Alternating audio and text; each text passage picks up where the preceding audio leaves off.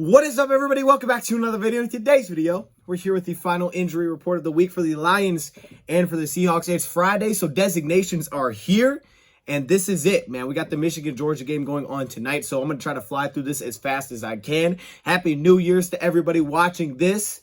Hopefully, you enjoyed your 2021 and a better 2022. That's the question of the day. I just thought of this. This is great. Comment question in the video. Put it down below. New Year's resolutions. I know, like, some people do those, probably some people don't, but put it down below. Give me something good there for you, not for the Lions. Or I guess, you know what, you can do one for the Lions too. I like that. Give us a Lions New Year's resolution and for yourself. Now let's get it started. The city's been down and it found a way to get up. And when you knock us down, we're going to get up. And on the way up, we're going to bite a kneecap off, all right? And we're going to stand up, and then it's going to take 2 more shots to knock us down. We're going to take another hunk out of you. Before long, we're going to be the last one standing. Welcome, everybody, to our video. Glad you guys are here.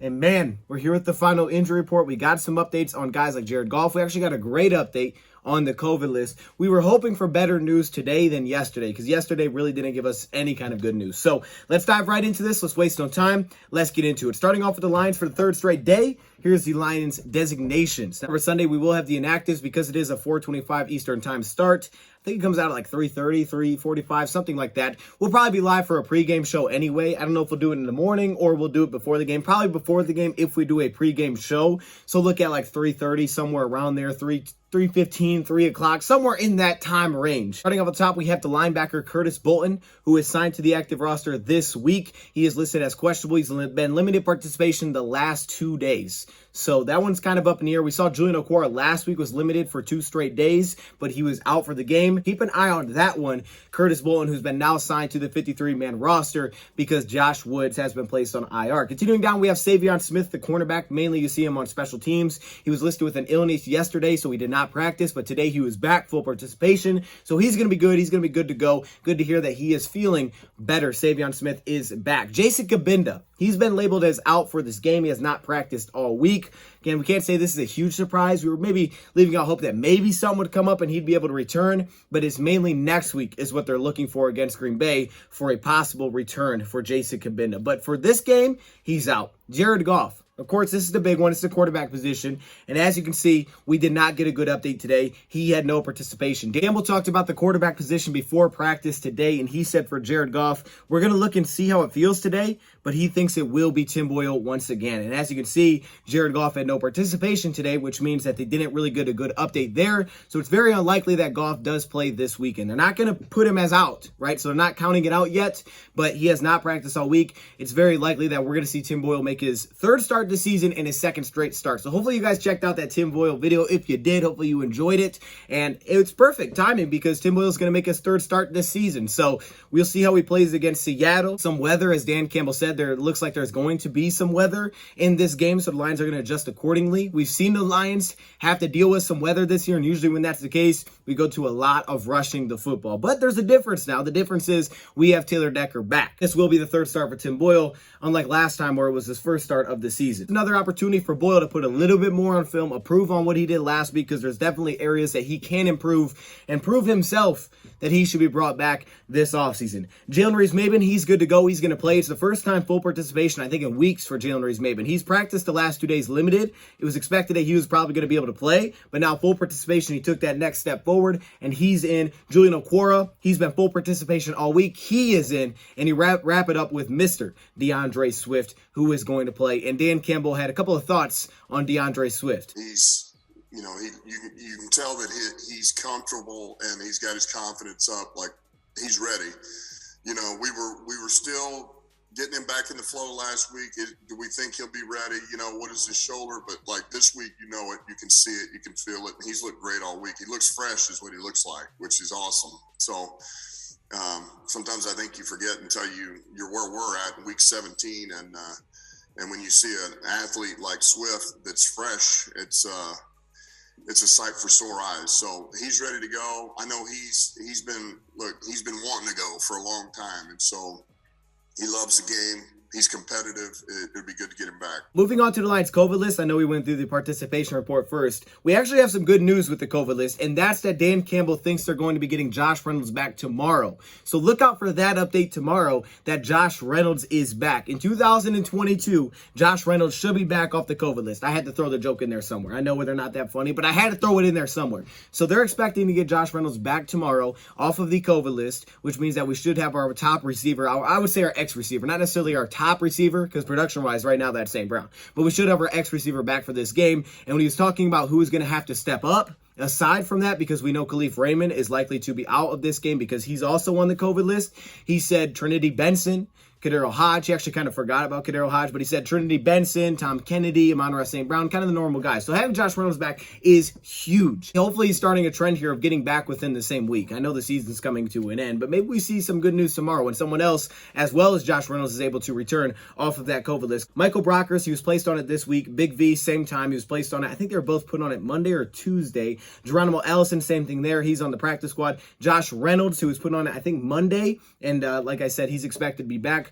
Brock Wright early this week, Steven Montez early this week, and Khalif-Raymond, who's put on there yesterday. So he's very unlikely to return. It's still possible that he could return, if he's vaccinated, but it's very unlikely. But this is happening around the league. Kirk Cousins is out for tomorrow's game against the Green Bay Packers. And I know that's a tough loss for them. Now, I like Kellen Mond, but I'm just saying that's really tough, with all this COVID stuff. So that is the Lions injury report. Let's take a look at the Seattle Seahawks. And as huge as this list was on Wednesday, as they started with a walkthrough, there's a lot of names here, but there's really not a lot going on. Let's touch on the players that are out for this game, or that could be out for this game. Their special team standout linebacker, John, who is listed as out for this game. He did not practice all week. It's the backup middle linebacker to Bobby Wagner. He's out for this game, so their special team standout is out. Right tackle, Brandon Shell, who is listed as doubtful for this game. He returned off the COVID list. We weren't really sure if he was going to be able to give it a go this weekend, so they may be out there starting right tackle for this game. I mean that rookie right tackle Jack Curhan, who has played a few games this season, at 3 games already this season, as Brandon Shell has missed the last 3 games. He hasn't played extremely well,